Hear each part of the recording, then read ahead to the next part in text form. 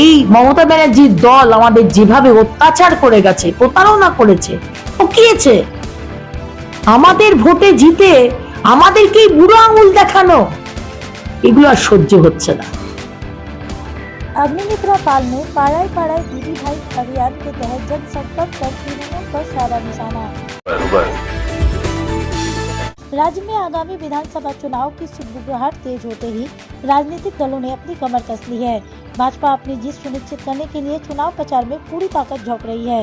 इसी कड़ी में आसनसोल दक्षिण की भाजपा विधायिका अग्निमित्रा पाल द्वारा चलाया गया जनसंपर्क अभियान पाड़ाई पाड़ाई दीदी भाई क्षेत्र में चर्चा का विषय बना हुआ है। इसी कड़ी में हमने देखा कि विधायिका ने रानीगंज के 11 इलाके में जनसंपर्क कार्यक्रम किया। विधायिका ने घर घर जाकर स्थानीय लोगों से मुलाकात की और उनकी समस्याओं को सुना। उन्होंने लोगों को भाजपा की जनहितकारी योजनाओं के बारे में विस्तार से बताया और आगामी चुनाव में भाजपा के पक्ष में मतदान करने की अपील की। इस मौके पर पत्रकारों से बात करते हुए विधायिका ने कहा कि यहाँ के लोगों की जो प्रमुख समस्याएं उभर कर सामने आई है वे है लोगों को शुद्ध जल नहीं मिल रहा पीने के लिए, युवाओं के पास रोजगार का साधन नहीं है।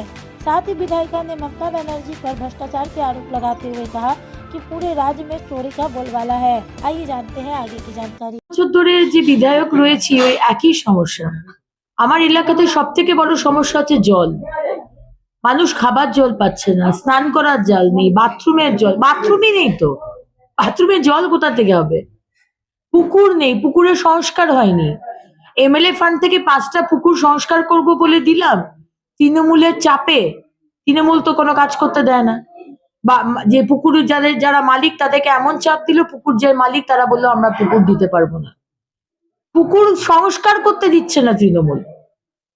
জল নেই, আমরা বিভিন্ন আন্দোলন করেছি, বালতি চাপড়েছি, বিডিও অফিস ঘেরাও করেছি, কর্পোরেশন অফিস ঘেরাও করেছি, জল দেয়নি তারা। বালি চুরি করতে পারে, শুধু বালি চুরি করে গেছে, দামোদরকে শেষ করে দিয়েছে। যে ব্রিজটা দিয়ে 51টা গ্রামে জল সাপ্লাই হয়, বালি চুরি করার জন্য সেই ব্রিজটা ভেঙে পড়েছে, সেটাও হয়ে গেল প্রায় 1 বছর, এখনো সেই ব্রিজটাকে ঠিক করতে পারেনি। সময় কোথায়? মানুষকে জলটা দিতে হবে, এটা তো ওদের কাছে প্রায়োরিটি নয়। ওদের কাছে প্রায়োরিটি হচ্ছে চুরি করা, ভয় দেখানো, সিন্ডিকেট চালানো, পুকুর বুঝিয়ে, জলাজমি বুঝিয়ে দখল করা, ফ্ল্যাট বানানো। তাদের কাছে খেলা মেলা, তাদের কাছে অগ্রাধিকার, তাদের কাছে জল দেওয়াটা ইম্পর্টেন্ট নয়।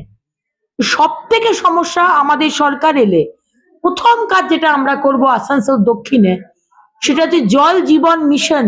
মোদিজির স্বপ্ন, বাড়ি বাড়িতে জল এবং নল, বাড়ির কল থেকে জল আসবে, রাস্তায় দাঁড়িয়ে জল নিতে হবে না, ঘন্টার পর ঘন্টা দাঁড়িয়ে থাকতে হবে না, দূর থেকে জল আনতে হবে না। এটা আমরা প্রথমে করব।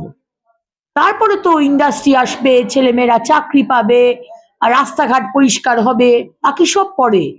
আগে হচ্ছে জল। তো আবার তো তৃণমূলের ক্যাডারদের হাতে ইলেকশনের আগে কিছু টাকা মমতা ব্যানার্জি তুলে দিলেন, আবার মানুষকে, সাধারণ মানুষকে বোকা বানিয়ে। আমি বাংলার মানুষকে বলবো, আর কত বোকা আমরা হব, আর কতবার ঠকবো আমরা? 10 লাখ টাকা দেওয়া হচ্ছে এলাকার পাড়ার সমাধানের জন্য, সুবিধের জন্য। সেই টাকাগুলোকে আবার আপনার পাড়ার মধ্যে যে তৃণমূলের ক্যাডাররা আছে তাদের হাতে মমতা ব্যানার্জি তুলে দিলেন। কাজ তো হবে না। যে কাজ রাস্তা বানাচ্ছে এখন ইলেকশনের মুখে, সেই রাস্তাটা আপনি 3-4 দিন বাদে এরকম করে হাতে করে তুলবেন, রাস্তাটা উঠে আসছে। তাহলে কেমন রাস্তা বানিয়েছে বলুন? রাস্তা বানিয়েছে, রাস্তাতে এমন ধুলো উঠছে যে মহিলারা আন্দোলনে রাস্তায় নেমে গেছে। সেদিনকেও দেখেছেন, এক মহিলা, সে প্রতিবাদ করেছে বলে তার জামা কাপড় ছিঁড়ে দিয়ে, তাকে দড়ি দিয়ে বেঁধে, আপনাদের মাধ্যমেই দেখেছি, তাকে অত্যাচার করা হয়েছে। এই সরকার, এই দল পশ্চিমবঙ্গে থাকার কি কোনো নৈতিক অধিকার আছে? আমি বাংলার মানুষের কাছে প্রশ্ন করতে পাই। এত খারাপ অবস্থা আমাদের কোনোদিন হয়নি। এই মমতা ব্যানার্জির দল আমাদের যেভাবে অত্যাচার করে গেছে, প্রতারণা করেছে, ঠকিয়েছে, আমাদের ভোটে জিতে আমাদেরকেই বুড়ো আঙুল দেখানো, এগুলো আর সহ্য হচ্ছে না। अब तक के लिए बस इतना ही, फिर मिलेंगे अगली खबर में।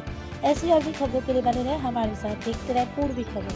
हमारे चैनल को लाइक शेयर सब्सक्राइब करना ना भूलें और बेल आइकन को दबाना ना भूलें और देखते रहें पूर्वी खबर।